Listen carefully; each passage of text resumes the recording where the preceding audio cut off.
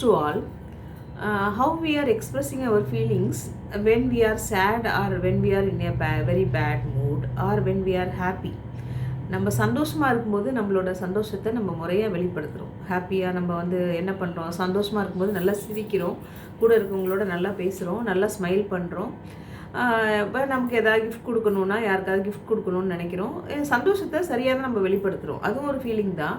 ஆனால் கோபங்கிறதும் ஒரு ஃபீலிங் தான். It's also very important human feeling. அதையும் நம்ம வெளிப்படுத்தி தான் ஆகணும். கோபத்தை நம்ம உள்ளவே வச்சுருந்தோம்னா அது பாய்சன்ட்ரி ஆகிடும். அந்த கோபத்தையும் நம்ம வெளிப்படுத்தி தான் ஆகணும். ஆனால் கோபத்தை வெளிப்படுத்தும் போது அதை நம்ம முறையாக அழகாக வெளிப்படுத்த முடியாது. கோபத்தை கண்டிப்பான முறையாக வெளிப்படுத்துகிறோமா அப்படின்னு நம்ம யோசிக்கணும். கோவப்படும் போது நம்ம என்ன பண்ணுறோம், கையில் இருக்கிற ஏதாவது ஒரு பொருளை தூக்கி போட்டு உடச்சிட்றோம். இல்லைன்னா கூட இருக்கிறவங்கள வந்து நம்ம அவங்கள அது எந்த அளவுக்கு பாதிக்கும் அப்படின்னு தெரியாமலே நம்ம அவங்கள நிறைய வேகமாக சத்தமாக பேசுகிறோம்.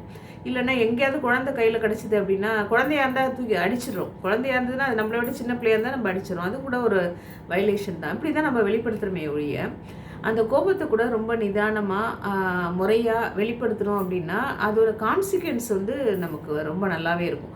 கோபத்தை வெளிப்படுத்தலைனாலும் பிரச்சனை, வெளிப்படுத்தினாலும் பிரச்சனையாக இருக்குது இல்லையா? வெளிப்படுத்துகிற முறையில் தான் தவறு இருக்குது.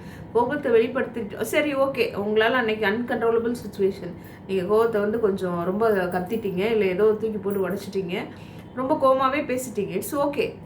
ஆனால் அதுக்கு பிறகு அதுலேருந்து நீங்கள் இறங்கி வரீங்களா? அதுக்கு பிறகு அதில் நீங்கள் இறங்கி வந்து நான் பேசுனது முறை தப்பு தான், நான் தப்பாக தான் பேசியிருக்கேன் அப்படின்னு நம்ம இறங்கி வரோம்ல, அது இம்பார்ட்டன்ட். நம்ம இறங்கி வந்து ஒரு சாரி சொல்லலாம். அப்படி கோவமாக பேசிட்டேன் அப்படின்னா ஒரு சாரி சொல்லலாம். இல்லை நம்ம பண்ண தப்பை நம்ம ஃபஸ்ட்டு வந்து ஏற்றுக்கணும். நம்ம பண்ணது தப்பு தான் அப்படிங்கிறத ஏற்றுக்கிட்டாலும் அது நல்ல விஷயந்தான். இல்லை அதுக்கு முன்னாடியே நம்ம வந்து இந்த கோவத்தை வெளிப்படுத்துகிற முறையை வந்து இன்னும் கொஞ்சம் நம்மள யோகாலாம் பண்ணி இன்னும் கண்ட்ரோல் பண்ணி கோவத்தை சரியாக வெளிப்படுத்திட்டோம் அப்படின்னா அதோட விளைவுகள் வந்து நம்மளை பாதிக்காமல் இருக்கும். நம்ம உடம்பையும் மனசையும் பாதிக்காமல் இருக்கும். நம்ம சுற்றி உள்ளவங்களையும் பாதிக்காமல் இருக்கும்.